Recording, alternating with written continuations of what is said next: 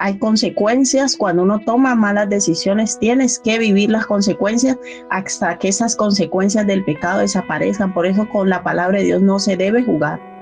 Y es lo que vamos a hablar hoy. Cuando yo pasé toda esa etapa, el Señor, yo le dije, Señor, pero a mí, ¿por qué me pasó esto? Si yo desde el día que entré a una iglesia nunca he salido, te he servido, te he seguido, no volví al mundo, o sea, todo. Y el Señor me dijo, es que te alejaste de mi palabra. Empezaste a escuchar a los hombres más que a mí.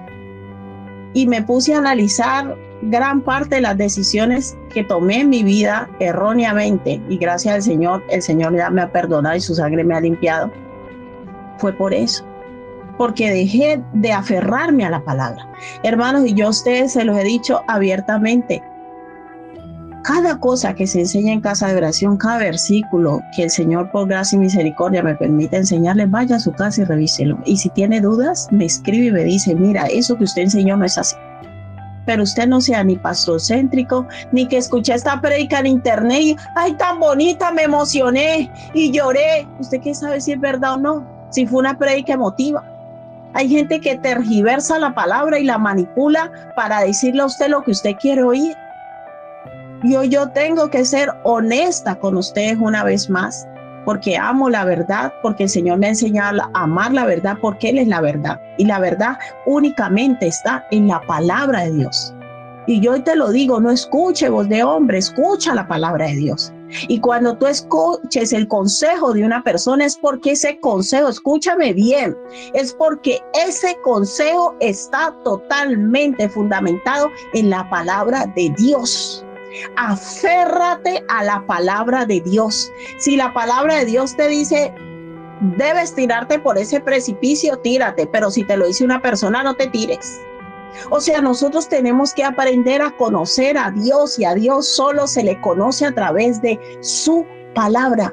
Que para gloria, gracia y misericordia Dios levanta personas que enseñemos que su palabra, pero no palabra de nosotros, no pensamiento de nosotros, no argumento de nosotros. Yo siempre cuando las personas estudian, hacemos los estudios de hermenéutica, no es que yo pienso, digo, es que su pensamiento no interesa. Es que yo pienso, yo opino, o sea, pensamientos y opiniones vamos a encontrar en todas partes, pero la verdadera sabiduría solo se encuentra en Dios. Y yo siempre lo digo, la persona que a día de hoy venga a hablar conmigo, a darme cualquier consejo, yo se lo digo así públicamente, como usted no me venga a dar un consejo fundamental en la palabra, a mí no me diga nada, yo se lo digo así, porque yo la sabiduría humana a mí me llevó al precipicio.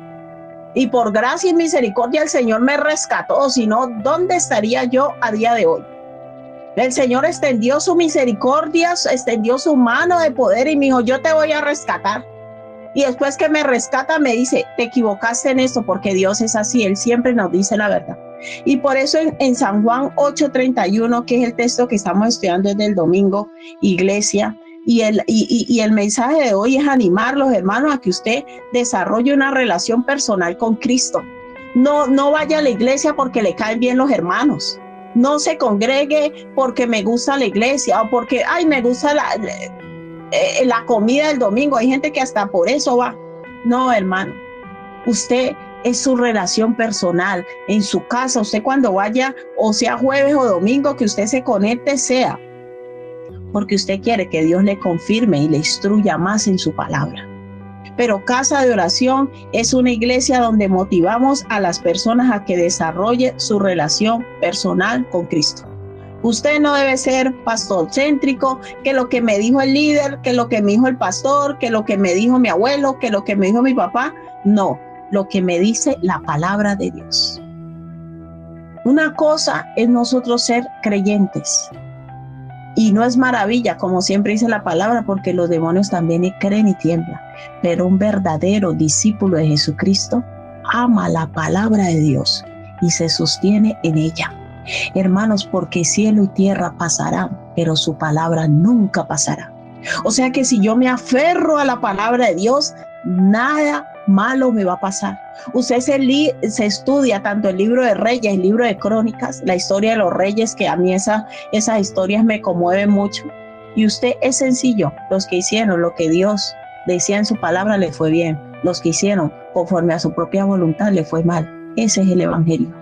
Así de sencillo. No busque profetas. Ay, qué emoción cuando viene un profeta y ve, hermano, como le profetizan todos los días. Si usted no obedece lo que la palabra de Dios dice, no se va a cumplir en su vida. Y es que nos encantan las profecías, nos gusta que nos digan cosas bonitas, pero lo que más nos debe gustar es deleitarnos en la palabra de Dios y decirle, Señor, que esa palabra se haga viva en mí, y no porque otra persona me diga que yo tengo que obedecerla, no, que me sea revelado. Hermanos, tiene que venir esa revelación sincera y genuina de obedecer la palabra de Dios, como veíamos ayer, el martes en los estudios. No son consejos de Dios, no son mandamientos, y los mandamientos es de obligado cumplimiento.